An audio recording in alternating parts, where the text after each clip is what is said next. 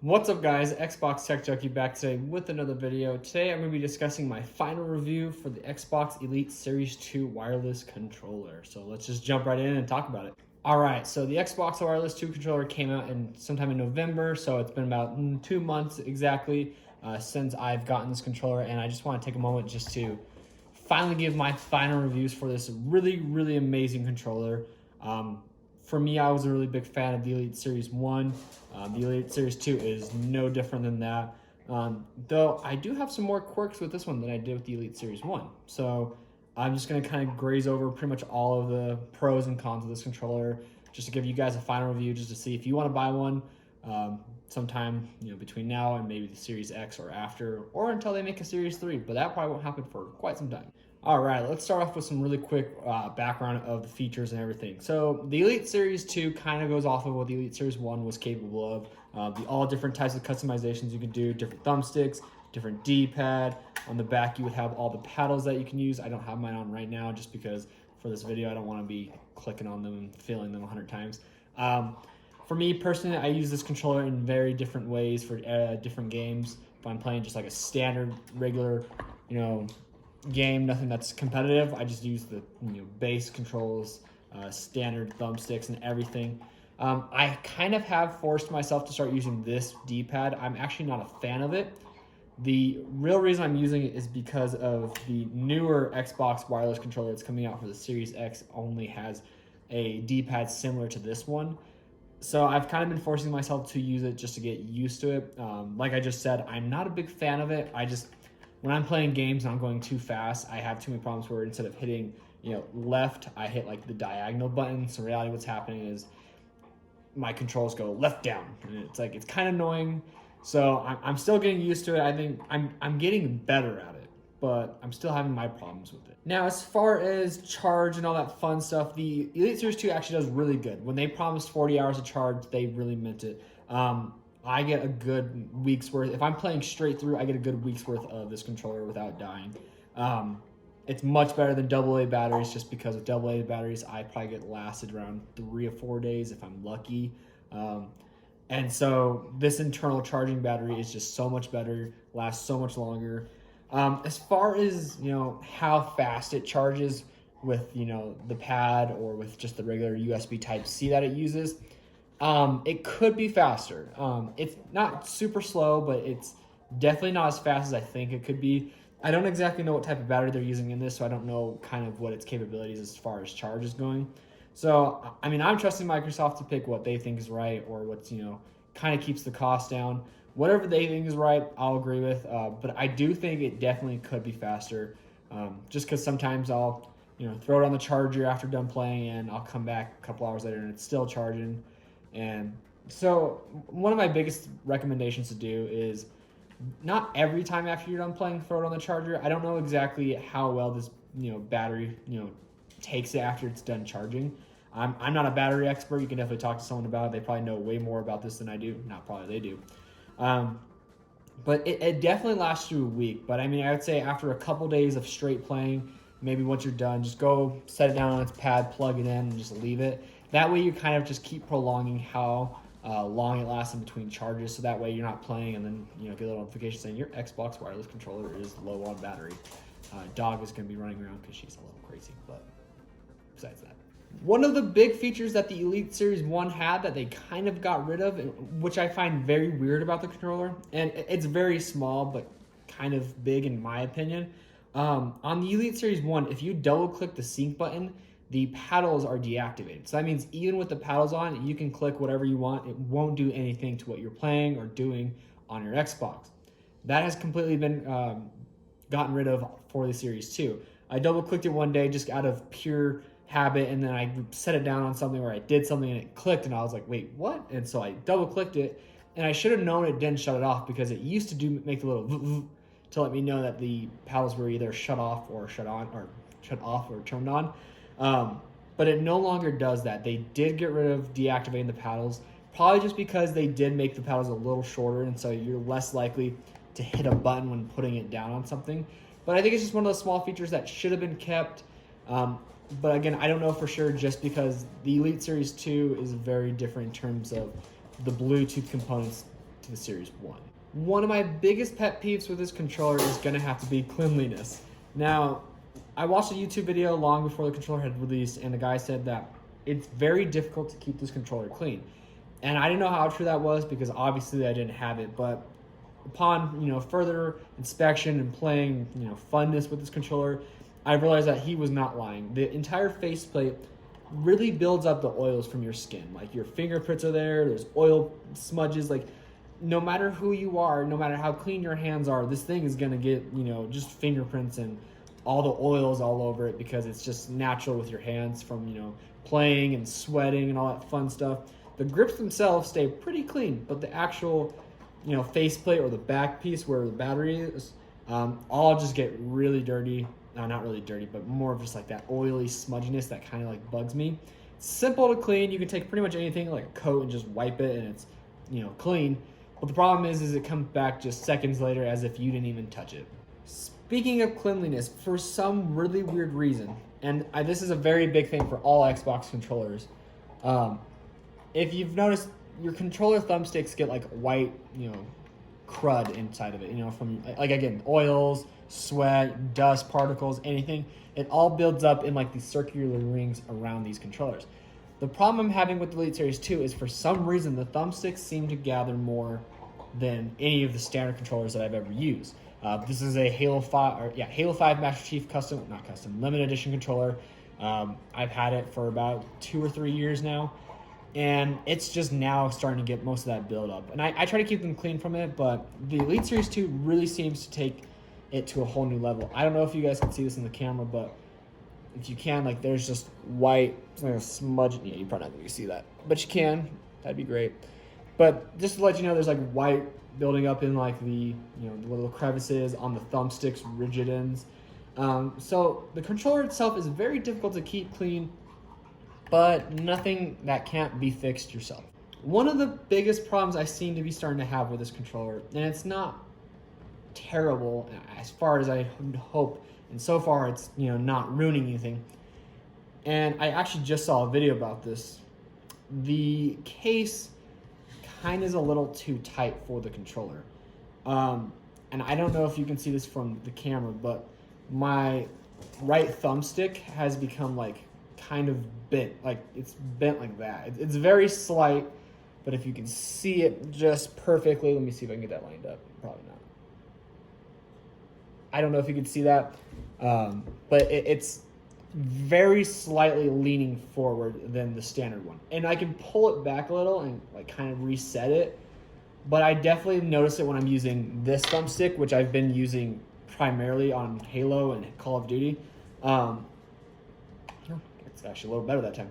But it has been like slightly slanted, and I don't know if exactly that's from the case or from me playing. It does have me a little bit concerned because I'm afraid it's going to start creating some sort of drift, and then the thumbstick's just going to be like, I'm going to be looking up when I'm trying to like look forward. If you know anything about controllers, they developed this thing called drift, and it's essentially there's little dead zones on your controller or in your controller. If you ever go to GameStop and have them test out your controller to see if it's working correctly, you can kind of watch the process if they have the screen good enough. I'll try to explain it as best as I can. So you're shown like a thumbstick type circle. Inside that circle, there's an even smaller circle. That little ring is your dead zone. Inside your dead zone is a little tiny dot. When you move the controller, you will see that that tiny dot starts to move. When the dot is within that little circle that I was talking about, the controller, your controls won't move. So if you were playing Halo and you slightly move the thumbstick, and if you were to see like a graph and see that the dot hasn't moved outside of the dead zone, your player will not move. But if the moment it breaks that line and goes into the bigger circle, that's when your character starts to move. And what I'm worried for this controller is if this starting to lean forward is going to affect my dead zones. Now I could probably go into the Xbox accessory app and take a look and see if maybe it will show me if my dead zones are compromised or anything. I might even just take it into GameStop because I used to work there with a couple guys and just see if they'll let me test it. But so far, that's my only biggest issue with this controller. Besides those couple cons, which, like I said, were just cleanliness and the different thumbstick or the thumbstick issue. Pros: this controller is built way better than the Series 1. It feels good in the hand. It does not feel, like just kind of that kind of cheap plastic that the Series 1 kind of had. Like, it wasn't a terrible controller, like I said. I loved it. But holding this in your hand and then grabbing a Series 1, this one definitely feels built a lot better. And I really enjoy it. One of the things I'm not crazy about is the textured triggers. And the reason why is I actually don't feel, any sort of difference between that and a regular one. Obviously, it goes from smooth to like a rigid, but the texture is so tiny that it feels just more like tiny little bumps that you feel on it instead of like an actual like textured grip. Now, maybe if they added some sort of like rubberized grip to these, it would have like a different effect. I don't know exactly how that would work because sometimes I like shoot and like let my finger like slide off just to, just cause. I think if they added textured grips, I would have to like force it off. But I definitely think they could work a little bit more on the textured grips on the triggers just to make them a little bit better as far as making the the grip feel like there's an actual grip. It still feels really slippery compared to a standard series, or this is actually a Model 1 Xbox controller. But the triggers didn't really change that much on the series. God, I cannot keep all these. The S controllers, But that's kind of one thing I'm hoping they fix. I don't know exactly. I believe the new Series X controllers might have a textured grip already just custom made with it. I don't really remember. I'll have to go re-look at the picture and see. I would enjoy having that just kind of as a standard thing for the console or for the controller because it kind of just adds a little bit more, oomph to the controller. Speaking of the Series X controller, the Xbox Wireless Series 2 controller will work with your Xbox Series X. So if you are still wondering if you should buy one for yourself, for a friend, for your kid, for your wife, for your husband, whoever you're thinking about, whatever the reason is, this controller will work on the next Xbox, and I highly recommend. The controller receives a 9 out of 10 from me. Those small problems, like I said, are very minimal, something I'm not concerned with right now. The grip, if you're a person who had the Series 1 and you're concerned about the grips, I can tell you from experience that these grips, I don't think they're going anywhere for quite some time unless I start to peel at it. There is literally no piece of my controller that looks like it's ready to even come off. They really made sure that the grips are going to stay on this time. If you're a person who's dealt with bumpers or trigger issues, I can't speak on behalf of every Series 2 user, but I can almost guarantee that this is going to be just a really well-built controller. I haven't seen really any bad reviews about it so far. I've seen like small stuff like that I've mentioned, like cleanliness. But as far as build quality, everyone seems to really love it. I enjoy it a lot. I really recommend it. In the box, you're gonna get obviously the controller, a fancy little case that has the Xbox logo on it, all these cool little tools like a tension screw for the thumbsticks if you're trying to change the tension, the 4 paddles for the back of the controller. You'll get a couple different sets of thumbsticks. You get a small, very just Xbox 360 type thumbstick. You'll get another one that's about the exact same size. So if you're really the 360 controls, they send you 2 thumbsticks that kind of recall to those thumbsticks. If you're more of a dome type of player, what was kind of cool is they sent us another dome thumbstick, but it has like a circular grip on top of it. And I've actually been using this for more of like a when I'm moving, like my left stick. And I really enjoy it. It's still a little weird to play with because my thumb still kind of slips off of it, but it's really good. The longer thumbstick I've been using on my right one just because when I use this one, my gameplay, like my sensitivity feels smooth. And I don't know how to explain it just because I feel like when I'm using this thumbstick, it just feels like there's less resistance. It's like less likely to feel like I'm just running into a wall. These ones definitely feel like you can hear and this one I think it's mostly just because it just feels smoother, I think it just allows my gameplay to feel a little bit better. A lot of people are going to have very different, setups. The nice thing about this controller is you have different types of preset faces. Basically what that means is you can change the control scheme for each controller. So for example, for me, level 1, as I call it, is my Halo 5 setup. I usually only use 2 paddles for it. The bottom right one would be A, and the top left one would be B. That allows me to jump and use thrusters. Those are the two most common abilities I use in Halo 5. If I switch it down to level 2, that's my Call of Duty Modern Warfare game setup. I have all 4 triggers or paddles on the back for that one. Right bottom is still A. Top left is X for reload, because I just felt like it's more of a feeling when you play. Like, you want to make sure you feel like it works for you. You don't want to just sit there and go, well, I'll make the A, that one X, that one Y. Make it feel like that will make sense to your body. Because if you just throw a scheme together, it's going to feel really confusing at first. And this controller has that problem. And it's not necessarily the controller. It's more of just user getting used to it. Even though I've used an Elite controller since 2015, I still have so many like small problems that I have. I'll sit there and hit a button, and like when I panic, if I'm getting shot at, I'll try to hit the reload button. I'll end up hitting like the Y button. It's a big mess that can happen, but that doesn't mean that the controller is the problem. It's just you try to learn how to use it. So my recommendation, if you buy this controller and do want to use paddles, make sure you set it up to something that will make sense to you, that you will feel like will feel comfortable. That way you're playing a bit better. So just before the end of the video, I just want to talk about the case real quick. Case is a really good, just nice fabric. There's a port in the back so you can just set the controller on top of it, the little pad. And this pad does move. It's just magnetic. You could set it down and just have the controller charging somewhere nice just to kind of make a cooler vibe look to it. I don't know if you can see it. But it is pretty cool because it's just a magnetic piece.